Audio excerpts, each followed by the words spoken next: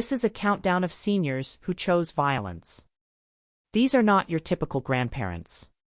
These are cold-blooded killers. Up first on the list is Dorothea Puente.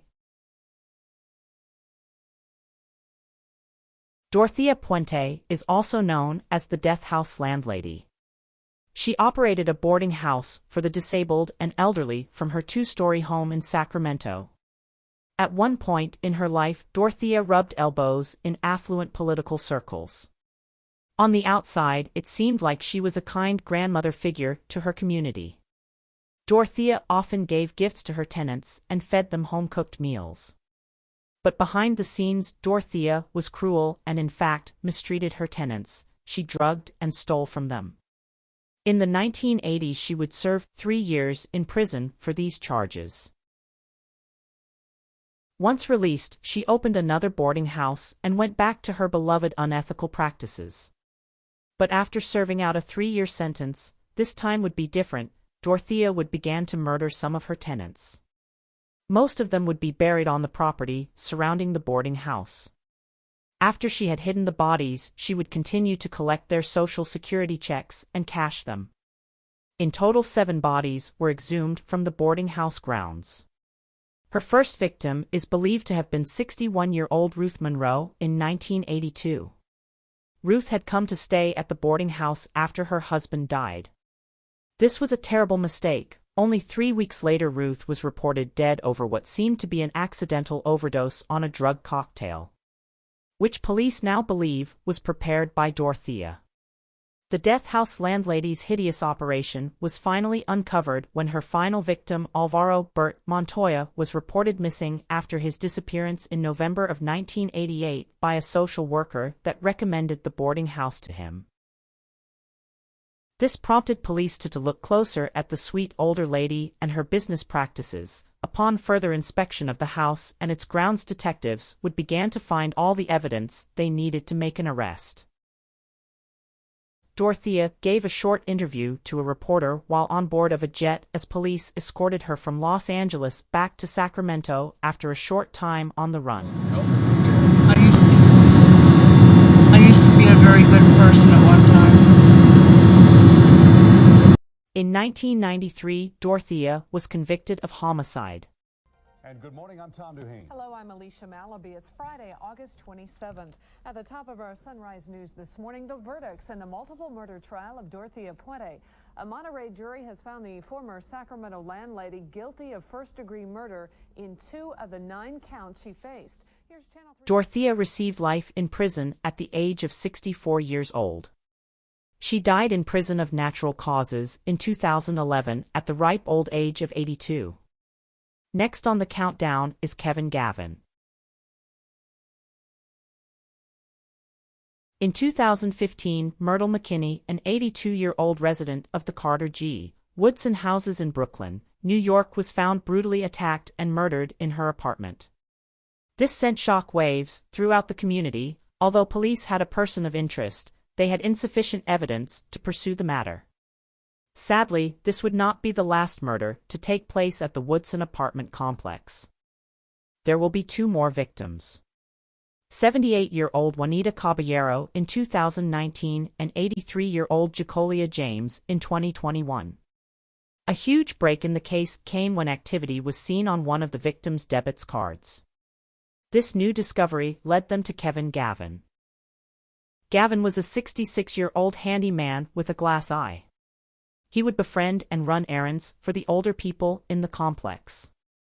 Gavin lived on the 6th floor of the building, the same floor as 2 of his victims. After he was taken into police custody, Gavin would later confess his crimes to authorities. He claims the reason for his brutal attacks was that his elderly victims owed him money for services and work he completed for them in which he had not received payment. Gavin is charged with 1 count of first-degree murder and 3 counts of second-degree murder. One of those charges stem from a 4th murder believed to have been carried out by Gavin. He is being held without bail and, if convicted, faces life without the possibility of parole. Next on our geriatric countdown is Melissa Shepard. Melissa Shepard, also known as the Black Widow.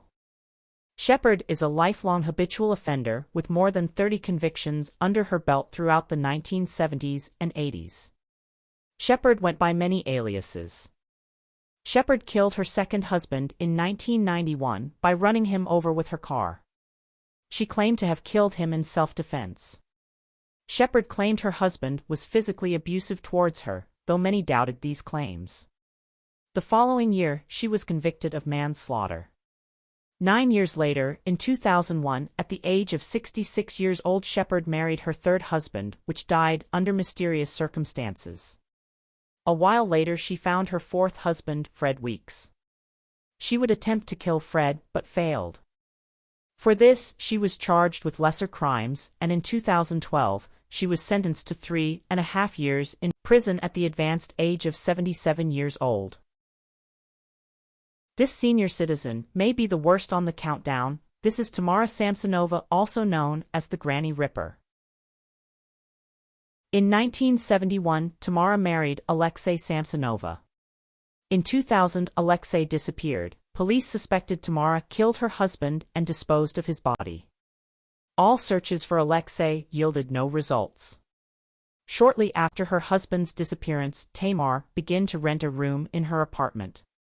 According to police, the Granny Ripper killed her tenant, a 44-year-old man named Sergei Potyasvin, after an argument on September 6, 2003.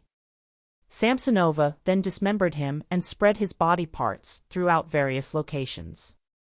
In March of 2015, Samsonova would stay with a friend of a friend, Valentina Ulanova. The pair remained roommates for several months. Samsonova liked Valentina's home and wanted to stay longer than the pair had agreed upon. This caused their relationship to quickly deteriorate. Valentina would eventually ask Samsonova to leave. Instead of leaving, the Granny Ripper decided to poison and murder Valentina with phenazepam that she added to Valentina's favorite dish, in which she presented as a peace offering. After ingesting the meal, Valentina collapsed onto the kitchen floor. Then the Granny Ripper dismembered her body. She cut Valentina into several pieces and placed her body in several trash bags and set the remains on the curb, where they were later found by a curious passerby who took interest in one of the bags. On July 27 of 2015, police knocked on the door to Valentina's apartment and Samsonova answered. Police entered the unit and saw signs of foul play, including blood left behind on the walls. Police also recovered a diary belonging to Samsonova. The entries were in English, German, and Russian. An entry stated,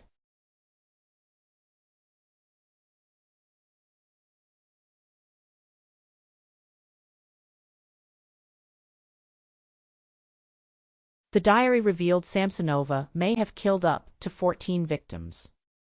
She refuses to give authorities any information on other possible victims.